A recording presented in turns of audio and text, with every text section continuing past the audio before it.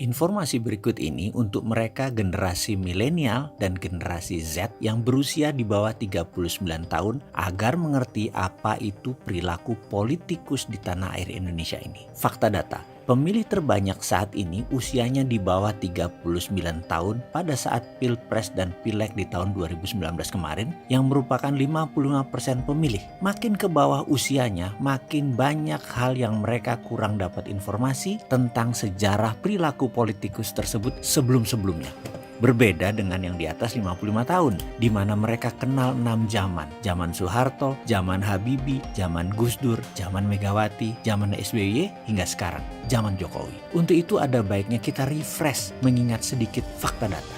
Seorang Fadlizon yang sering dihujat oleh penggemar Pak Jokowi itu adalah juru kampanye pemenangan Pak Jokowi dan Pak Ahok dengan baju kotak-kotaknya di Pilgub DKI 2012. Pak Anies Baswedan yang banyak dimasalahkan urusan banjir baru-baru ini itu tim sukses Jokowi JK plus mantan Menteri Pendidikan Kabinet Kerja. Sebelumnya Pak Anies juga peserta Capres versi konvensi Partai Demokrat. Anies Baswedan dekat dengan JK dan nempel sama Pak Prabowo serta dekat dengan PKS. Padahal dulu Anies sering dituding Syiah oleh PKS. Di tahun 2012 Ahok itu yang menjadi wakil gubernur adalah Gerindra yang memasangkan dengan Jokowi. Ahok yang kemudian di tahun 2017 oleh 212 diserang plus diserang Gerindra juga. Kesimpulan, di tahun 2012 Ahok itu disayang, 2017 diserang oleh Gerindra. Kita lanjut, kalau SBY bagaimana? SBY itu mantan menterinya Megawati, maju nyapres tahun 2004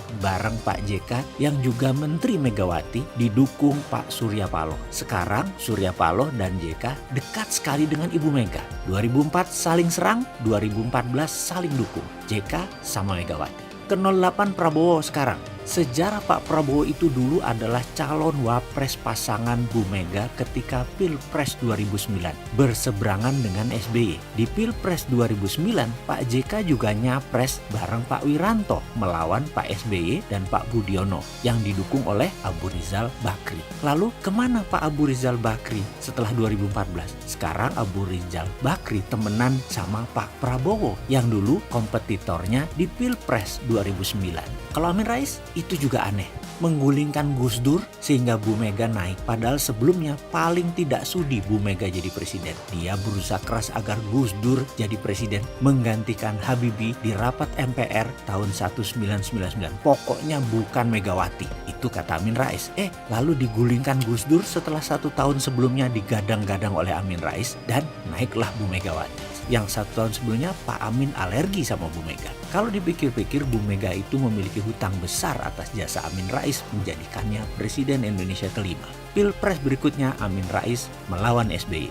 Amin juga berseberangan dengan Prabowo di Pilpres 2004 dan 2009. Sekarang Pak Amin Rais akrab dengan Pak Prabowo. Padahal dalam agenda di tahun 1998 Pak Amin ini menarget Letnan Jenderal Prabowo untuk diamankan dalam tanda petik. Sekarang Prabowo mengamankan Amin. Kalau PKS semua juga sudah tahu ceritanya. Para kadernya menyerang dengan black campaign menjatuhkan Pak Prabowo di Pilpres 2009 dan di Pilkada DKI 2012. Lalu sekarang berteman akrab sama Gerindra yang selama zaman Pak SBY PKS adalah musuh bebuyutan Gerindra. Di zaman SBY PDIP dan Gerindra oposisi, sementara PKS masuk koalisi di Satgap zaman SBY. Sekarang diklaim Gerindra PKS mitra lama. Bingung nggak tuh? Kemudian penulis Fatwa MUI menjadi wapres yang tadinya seakan berada di kubu berseberangan sekarang menjadi satu perahu. Bahkan para pihak sudah menganggap selesai masa lalu, yaitu Ahok di penjara 2017.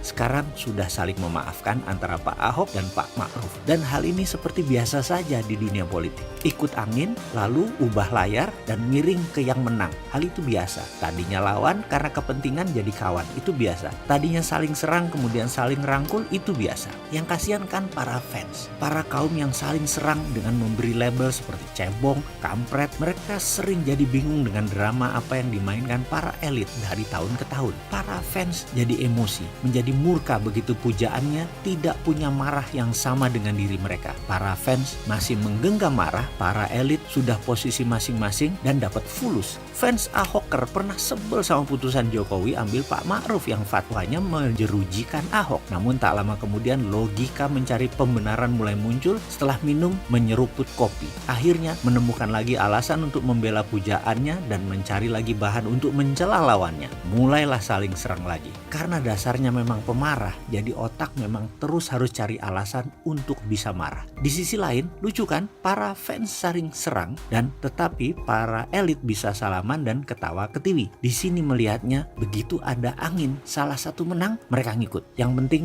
mulai ikut bermain searah angin. Itulah politikus Indonesia. Begitulah sedikit info wahai sahabat muda yang usianya di bawah 39 tahun yang merasa pujaannya akan selalu sama, memiliki rasa seperti kalian. Jawabannya tidak. Begitu pujaan hati kalian memiliki pendapat yang berbeda dengan marah kalian, langsung kalian memaki pujaan tersebut, jadi antipati. Lah yang aneh siapa? Jangan pernah berharap politikus pujaan hati kita akan selalu memiliki marah yang sama dengan kita. Misalnya, marah saya pada pejabat yang setuju berhutang dengan Cina Tiongkok adalah marahnya saya pribadi. Dengan alasan pribadi, jadi jangan terkaget-kaget kalau saya ditawari kredit tanpa bunga, tanpa cicilan 10 triliun dari pemerintah agar saya diam, tidak buat video edukasi cara cerdas bernegara. Tawaran itu saya terima. Atau nanti FPI dan 212 mendukung pemerintah. Jangan kaget loh ya, kita rakyat ini di bawah sudah sering diobok-obok perasaannya. Persis seperti sapi, tiap hari susunya diperes-peres tapi nggak dikawin-kawin. Coba bayangin. Pada ngerti kan sekarang? Ya wis lah, sekarang biasa aja deh. Ayo bisnis.